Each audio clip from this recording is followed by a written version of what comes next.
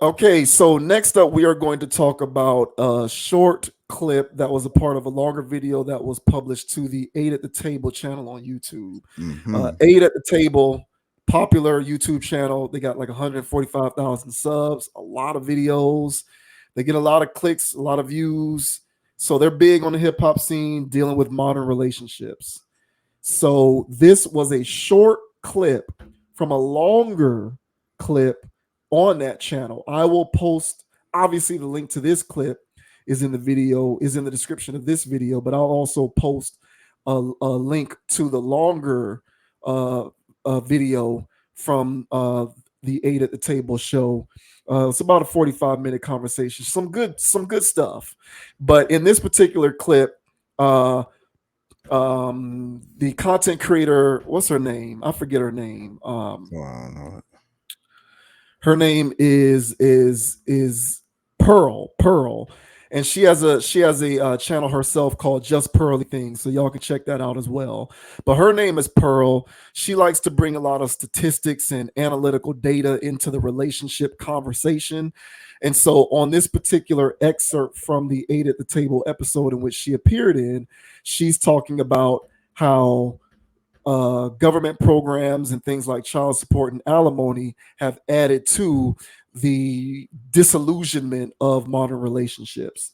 So we'll go ahead and play this one as well, and then we will provide our 2 cents on what we thought about this too.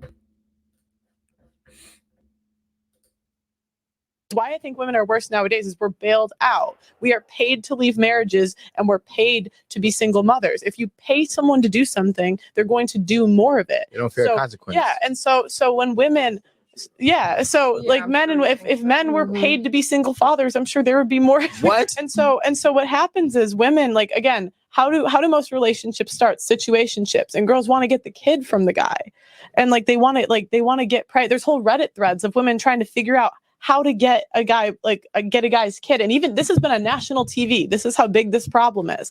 And it's because when women get on birth control, they say they're off of it, or they get in that situation because they want to get the top 20% of men.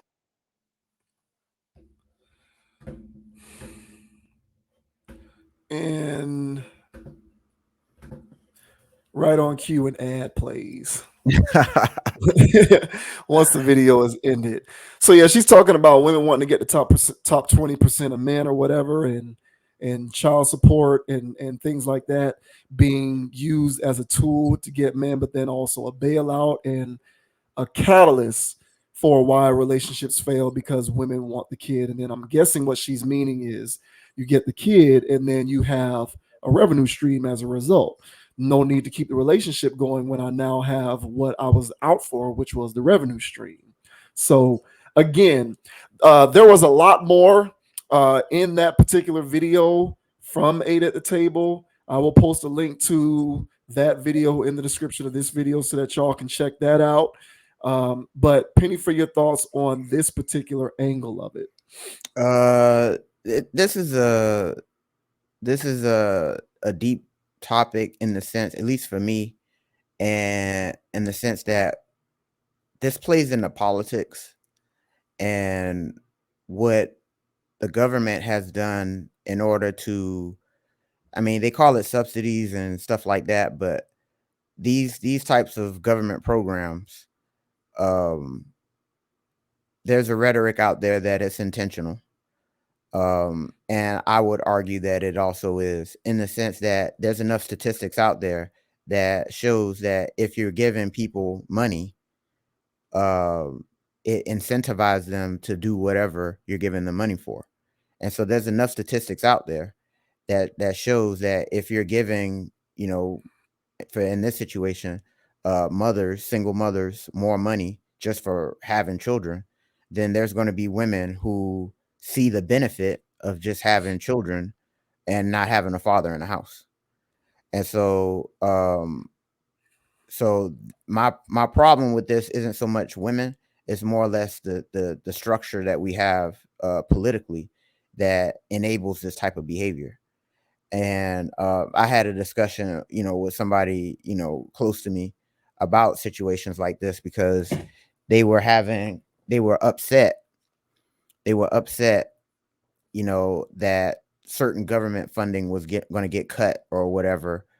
And but I was like, if if you have a child and you're raising that child, wouldn't you want that child to go out and achieve things and get things done instead of always turning around and asking you for money? Because if you keep just giving the child money and bailing them out, then the only thing that you're doing is enabling bad habits. But if they have to actually get up and go get a job and achieve, then at that point, and make their own money, then at that point, they'll be less dependent on you, the parent. And so in these situations where they give women, welfare, certain amounts of food stamps, when it comes to divorce and other things, overwhelmingly amount of alimonies and all this other stuff, then it's incentivizing women to get divorced. It's incentivizing women to not have a man in the house, because if there's a man in the house, then you get less money or no money at all. So it actually encourages this. And so since the implementation of these programs, the single parent households have increased. And so if there is a problem, I don't want to direct it directly towards women. Women are just doing what humans do. And that's why I related it to a child. So that can be male or female. And if you enable a child in their bad habits and reward them for doing nothing, then at that point, they're going to continue to do nothing and wait for handouts. And so in these situations where she said, there's entire Reddit posts and threads and stuff like that, where it's not all women, it's the women that are looking to do nothing and get something for nothing. They're conspiring in Reddit threads and other platforms on how they can get a check with staying at home. So that's my take on it. I think it's more of a political thing, and how the political infrastructure is set up that enables this type of behavior.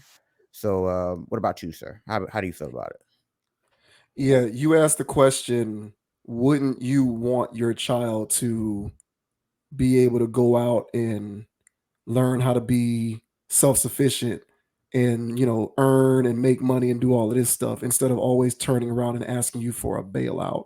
Mm-hmm. And the answer to your question is, for women who for women who approach relationships from the standpoint to have a child so that it can directly benefit them, they don't care. So they don't care whether they are raising a child to always turn around and ask for money as a bailout, because their motivation for having children in the first place had nothing to do with the child and had everything to do with them.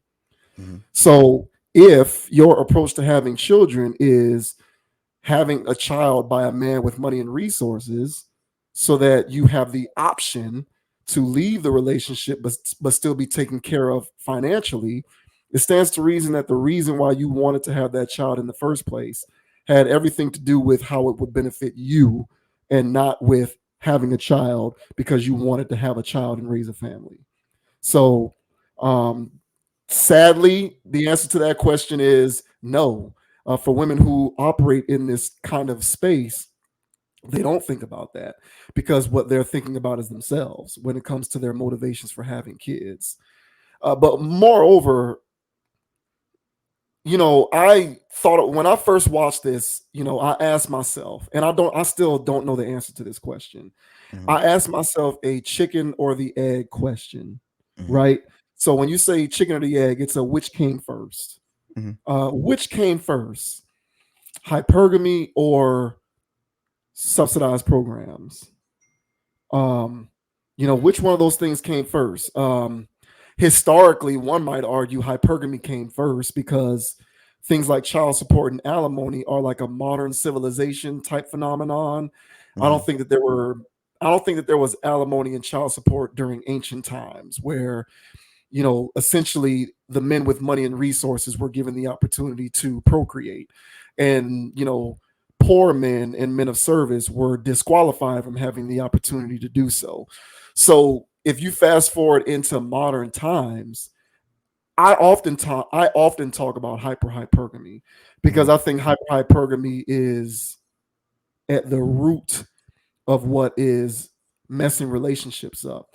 And for anyone who's unaware of what I mean by hypergamy, so real quick, hypergamy is the practice of civil unions, in this case, marriage, on the basis of an individual who can be a provider. So because we've built this thing off of the patriarchy, Mhm. hypergamy essentially means women marrying men who have money and resources. That's the basic explanation of it. There's more into the definition, but that bottom line is what that means. Now, that's a very normal thing, is choosing your spouse or your significant other based upon certain parameters that you feel are important. Like you want someone who has the wherewithal to earn and provide.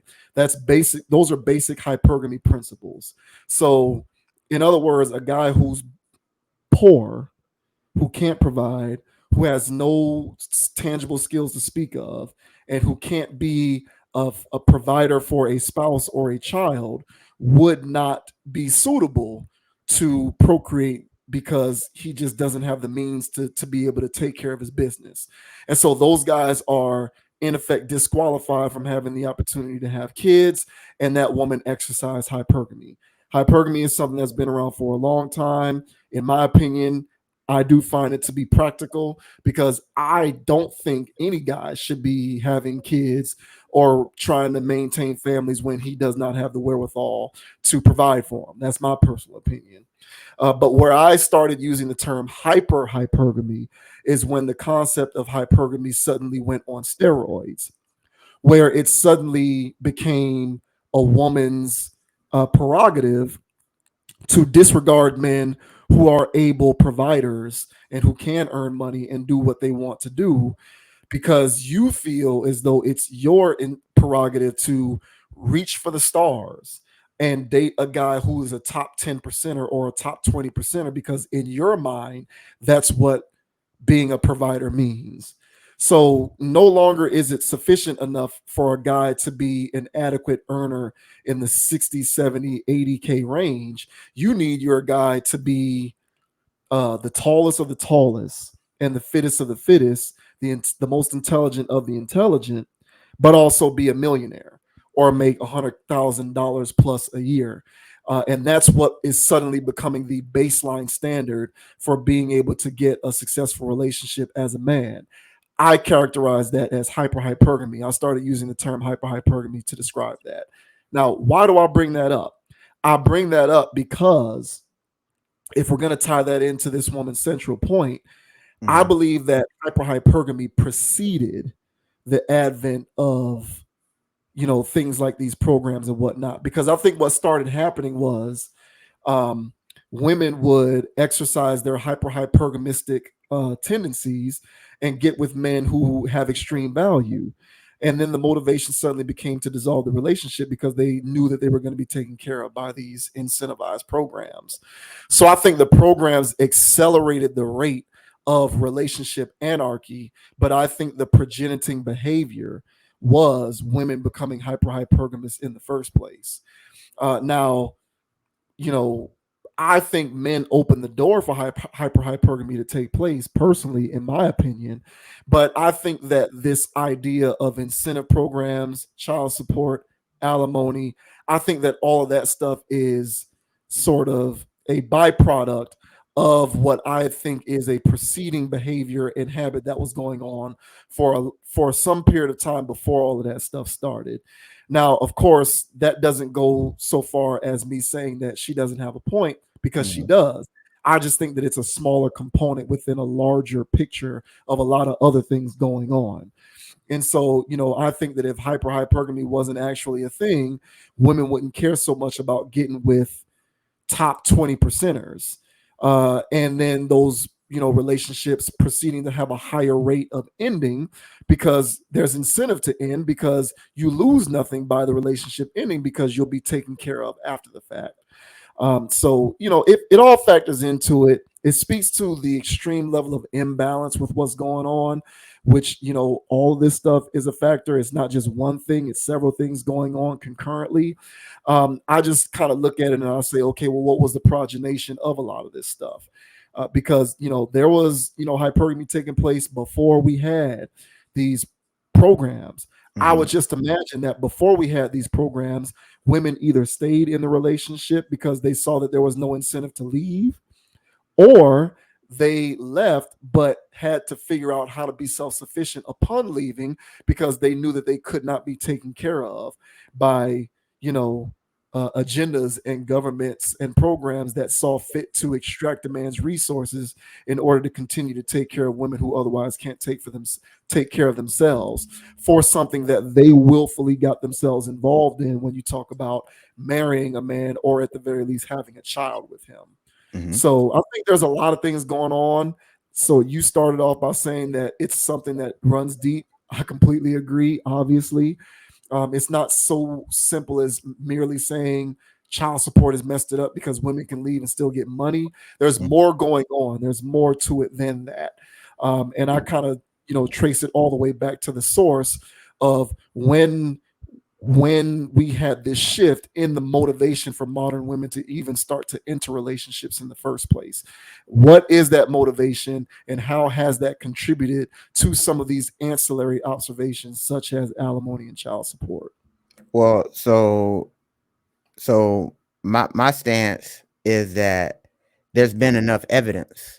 If they actually wanted, if the government subsidies were to actually help women initially, well, there's enough empirical data to go, hey, this isn't working. It's actually breaking up households instead of actually making more functional ones.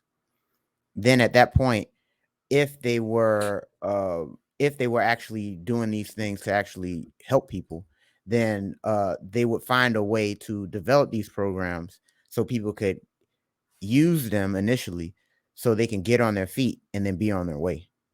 And so, for instance, when I was in college, I was getting food stamps, and while I was getting food stamps, of course, I had a job, but my job didn't give enough hours and all this other stuff. So I found out I qualified for food stamps, so I was getting food stamps.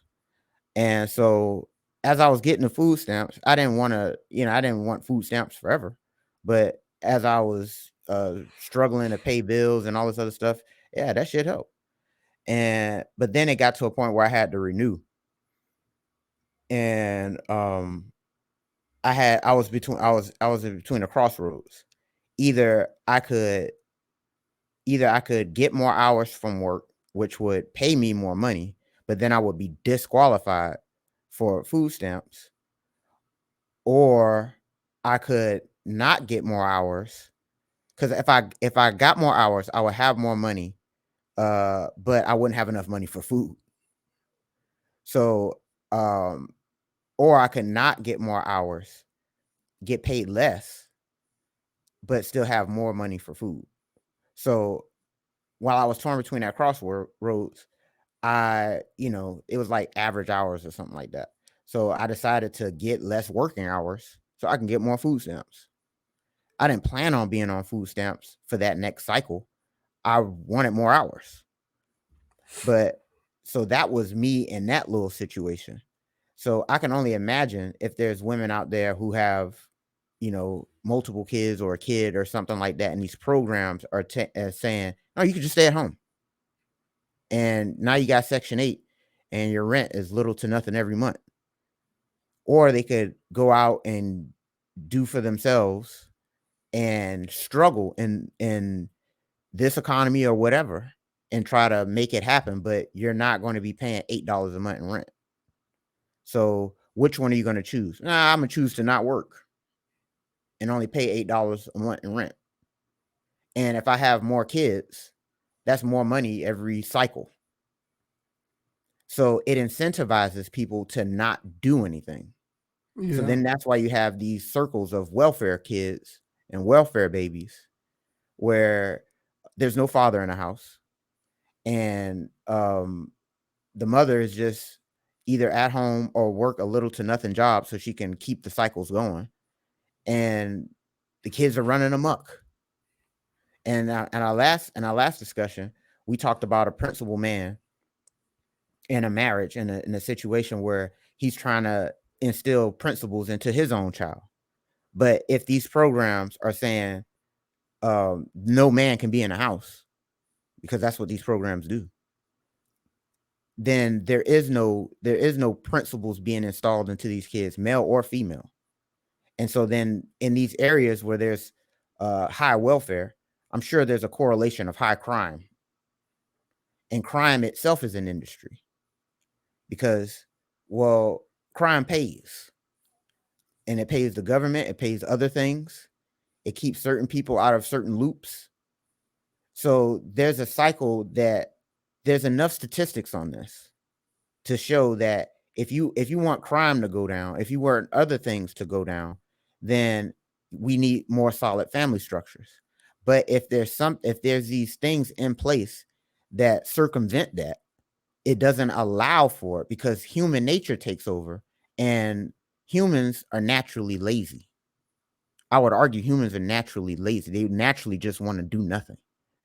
There's people that want to do stuff, but overall, what I mean by lazy, I mean it requires effort in life to be to succeed and to do things.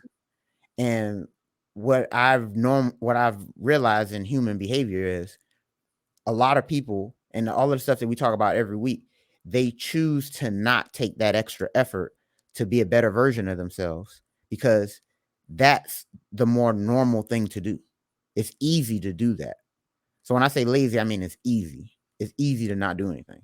And so Right. these programs make it easy for people to live in houses they can't afford, be in neighborhoods that they wouldn't otherwise be in, and other things. And then the paycheck is pumping out more kids. So I that's where that's why my arrow is pointed towards these programs. It's not so much of the hypergamous stuff because the hypergamy things, they played a role in a sense where women couldn't have jobs like that, high paying jobs. And so times have changed and women can go get a good job. And so, but those programs were going around where, patriarchy was really in control. But now that's not really as big of a thing. And women can go get themselves a nice paying job, go get educated and do all these things that they couldn't do back before those programs were a thing. So, so I think that these programs are a big component of why we're seeing all these things. And this stuff ties in, like I said, this stuff ties into crime. It ties into other things that actually cripple our society. So I'm not in favor of them. If they do have these programs, there has to be a program that incentivizes getting out of this circumstance. And every once in a while, with these programs, they tell people, hey, you got to go get a job. Yeah, they go get a job. They finesse it. They go get a job for a little bit and then they quit or whatever, and they satisfied it for that cycle. But there is no, people can do this their entire lives. And then when you pass through the projects and then you see a mother in there with a baby on her hip and kids running around, the yard or the whatever you want to call it, and they're just running around, no father in sight. And that's just that one door. Then you go to the next door, you see the same thing going on. And so if the programs were actually set up to not incentivize them to keep pumping out more kids, because that's why they have multiple baby fathers, because the first guy may not sign up for the next one. With multiple checks, though. Multiple checks. It's multiple checks. Yeah, and the first guy's not going to keep going back to that because she ain't really doing much anyway. And I just need checks. So yeah, I point my finger firmly at these programs. Of course, there's other things, human nature, that plays into these things. But as she said, if men were getting incentivized for this, then men would be doing more of this type of behavior. But we're not. So we're on the outside looking in, pointing fingers at women. But because the programs don't fit men, they fit women. And I think that this is just a byproduct of human nature being exploited. So, Yeah. No, that's 100% right, and it's an archaic system, right? Because if you look at any data present, if you look at any present data, mhm, for multiple factors, like the equality initiative, the social justice initiatives, because of different factors, women's opportunities, women's salaries, women's places in corporate positions and in other career trajectories has gone up tremendously. There's information out there which shows that the average median income for women has surpassed men, in large part because women are getting opportunities at a higher rate juxtaposed to men, because the idea is women need their chance to catch up. So, there's even less information to support this idea that we still need to utilize systems in which a man has to support a woman raising a child. right. And, none of this stuff ever made sense to me anyway, because my whole thing has always been, okay, I understand, the woman bore the child. But Mhm. if we are dealing with a situation in which the man makes all the money, then give the man custody and let the man take care of the child, if that's the Makes sense, right? case. Right. Like if the woman is not self-sufficient, doesn't have any practical skills, or doesn't have a career or anything like that to fall back on, so that she can start earning and contributing and be someone who can adequately care for a child, then custody should go to the man, period. If that's the case. So a lot of these, and again, some child support expert who watches this video will probably be like, you don't know what you're talking about. Like, there's enough data and evidence, like you said, to show that none of these programs ever really worked. And furthermore, like, if it was all about who has the resources necessary to take care of the kid, then what's with the custody situation? Just let the man take care of the child if he has the means to do so. So, none of it ever really made sense. But even in the modern day sense, it definitely doesn't apply, because women are outpacing men now in terms of salary and opportunity. So a lot of this stuff needs to be revisited for sure. But what I find most fascinating about a lot of it is it isn't as much an economic thing anymore. It's like a social practice now. Like, it isn't just poor, disenfranchised people who are gaming this system. It's middle class and upper middle class Mhm. people Mhm. who are getting into it's middle and upper class. I'm not trying to zero it in on women, but it can be it can be middle to upper class and even affluent women who are who are doing this, who actively see that there's no penalty that I can pay if the marriage that I'm entering into with this guy doesn't succeed, because if it doesn't, I'm still taken care of on the Right. back end. So Right. where is my incentive to stay if I'm not happy and unwilling to work it out, which leads to what? More relationships breaking down, more marriages breaking down, more co-parenting situations, more dysfunctional situations. So it doesn't matter what level you look at it from an economic standpoint, from whether it's poor people, middle class people, upper class people, it's not working on any level. Right. So regardless, it needs to be revisited. So I'm completely behind everything that you said. And yeah, I think the impetus of it could very well be the programs. It's just the hypergamy part I'm looking at, because where my mind went to it from is, okay, well, in the modern day sense, why are we even still dealing with this when you have all of these women out here making more money than men, Right. who are getting more opportunities than men? So from that standpoint, the only reason why we're still seeing this stuff is because you have these women who, despite this, are saying, I'm going to still aspire for that 20%. And I am incentivized to not have to stay in it if I'm unhappy, because I'm Right. still going to be taken care of. Right. So it's all gone wrong on every level that you look at it. It's just all messed up. Right. And it really doesn't, we really need to get rid of this stuff. But like you said, people are inherently looking for the easy way out. Mm-hmm. It's 100% true. People, it is human nature that once you spot something that allows you to get around something with ease, but still get the same reward, you're going Right. to take advantage of that. You're going to milk it for all it's worth. Right. But this seems to be the one thing where they're saying, hey, ride this sucker out for 18 years. I've been on unemployment. I couldn't do it past 6 months, no matter what my situation was. If after 6 months I wasn't reemployed, I was on my ass. So even some of these other programs, which I would argue unemployment also doesn't work, but even unemployment works to a certain extent.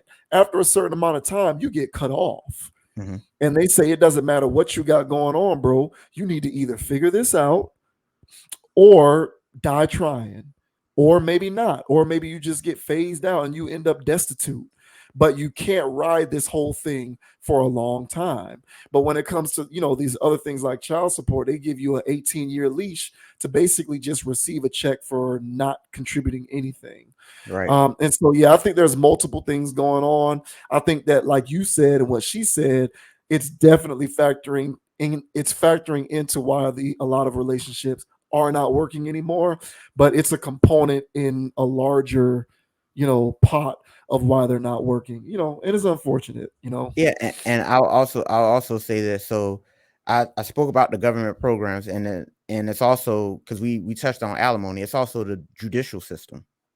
And so every man knows if he gets married, he's going to get railroaded if there's a divorce. And so, and if all men know that, so do all women. And so it doesn't incentivize them to stay.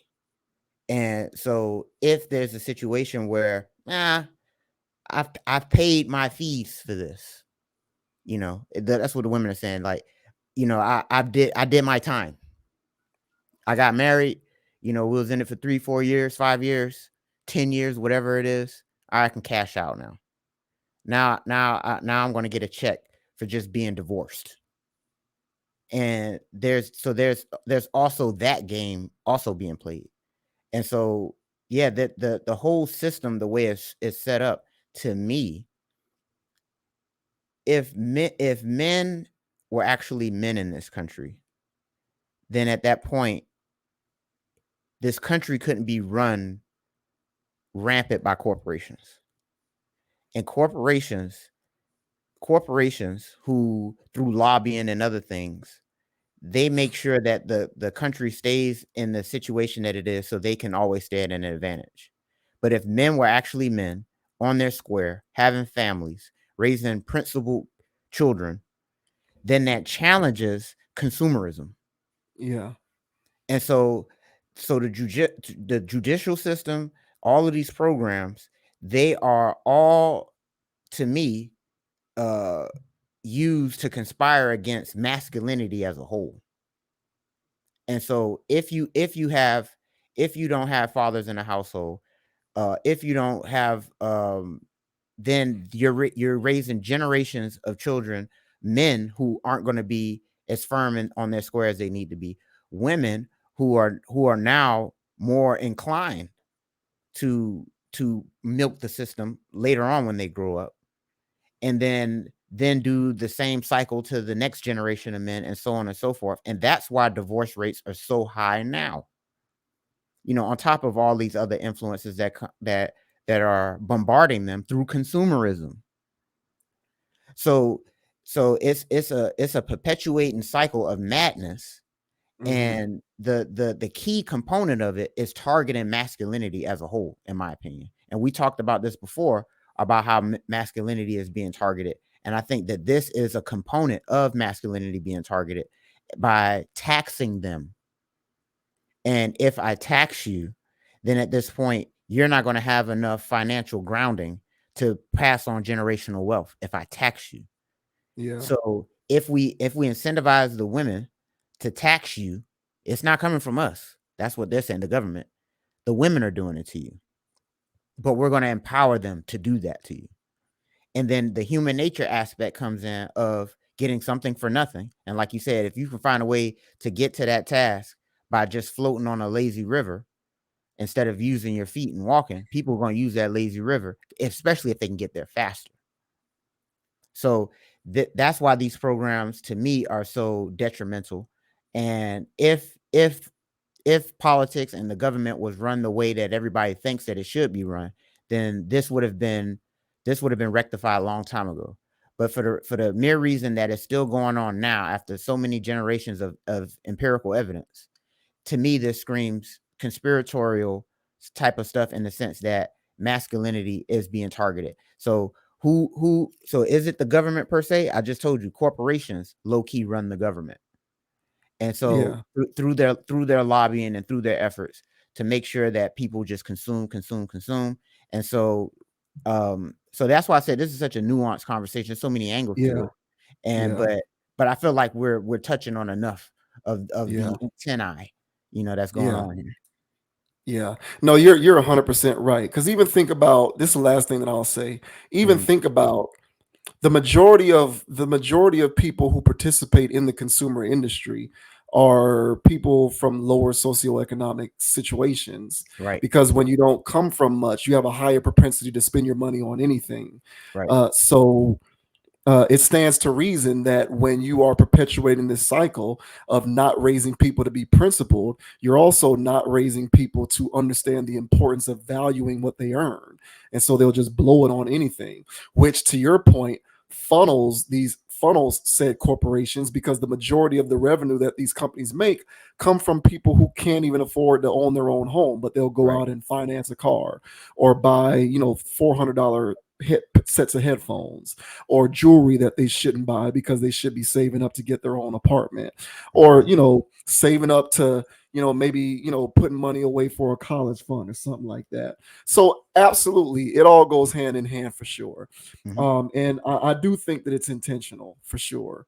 And I think that it's been a very effective tactic to make it seem as though the proprietors of this whole thing are women themselves, when in actuality it's capitalism. I'll say that. There you go. Well said. Well said.